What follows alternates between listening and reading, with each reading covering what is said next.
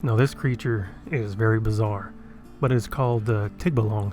And before we continue, there is apparently various variations of how you can say the Tikbalang creature here. I've seen what I'm saying right now, and I've seen a bunch of others that kind of leave out so many of the letters, but the Tikbalang sounds, I guess, the most realistic, but I could be wrong, so just, you can correct me if you say it different, but apparently in different countries, places like that, it's pronounced different. But here we go. The Tikbalang is a bipedal horse creature of Philippine folklore said to lurk in the mountains and forests of the Philippines. It is sometimes believed to be a transformation of an aborted fetus which has been sent to Earth from limbo. So right away, that just sounds terrifying. If you're apparently aborting fetuses, they are turning into a hybrid horseman. Now the Tikbalangs are said to scare travelers or play tricks on them which will lead them astray from the right path. Such tricks will keep the traveler from returning to their normal, route. No matter how far he goes or where he turns, he'll always be lost. A superstition popular with the Tagalong of Rizal province is that the Tikbalangs are benevolent guardians of elemental kingdoms. They are usually found standing at the foot of large trees looking around for anyone who dare to trespass on their territory. So that's something else. Apparently if you're hiking in the Philippines, you could be coming across some very strange things.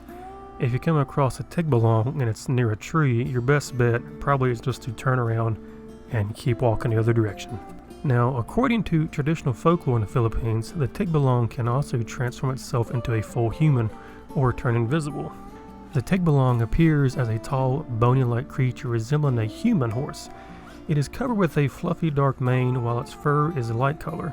So, in a way, it's somewhat like a centaur, but instead of having a horse, legs and all, it pretty much has the appearance of a human horse, if that makes any sense. But it sounds pretty scary regardless. Now, Tikbalangs are generally associated with dark, sparsely populated foliage overgrown areas, with legends variously identifying their abode as being beneath bridges, in bamboo or banana groves, and on top of various trees. Now, supposedly a traveler can return to the correct path and not be misled by a Tikbalang by wearing one's shirt inside out. Another countermeasure is to ask permission out loud to pass by, or not to produce too much noise while in the woods in order to not offend or disturb the Tikbalang. So the countermeasures are pretty unique. If you just reverse your shirt, there's a good chance you can get away. Asking permission, which I would not approach something like this for one. Or, don't make too much noise, and in that case, you'd want to stay on your path and not step on leaves, sticks, or anything of that nature. And probably go by yourself, because you don't want your buddy freaking out. Now, what's really strange is you can tame a Tikbalang.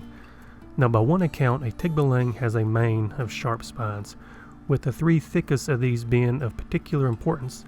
A person who obtains one of these spines can use them as a talisman in order to keep the Tikbalang as his servant. Now, the Tikbalang must first be subdued, however, by leaping onto and trying with a specially prepared cord. Now, the would-be tamer must then hang on while the creature flies through the air, fighting madly to dislodge its unwelcome rider, pretty much like a regular horse when you're trying to break it in, until it is exhausted and acknowledges its defeat. But everybody, that is the folklore of a Tikbalang. It sounds pretty terrifying, like its habitat is mostly the forest and the mountains, and to be a total hybrid of a horseman person. And I was saying earlier, the whole centaur thing, it's like reversed roles. Instead of having a human top, pretty much it has the whole horse human type features. It's pretty trippy from the artwork and the pictures and stuff like that I've seen. It's terrifying. I mean, who would approach something like this in the wild if you see it? Why would you want to go past it? I tell you, the Philippines has got some pretty interesting folklore. But everybody, if you enjoyed the video, have you ever heard of the Tikbalang? Do you pronounce it different than I do? But if you enjoyed the video, comment your opinion as always, and I'll see you later.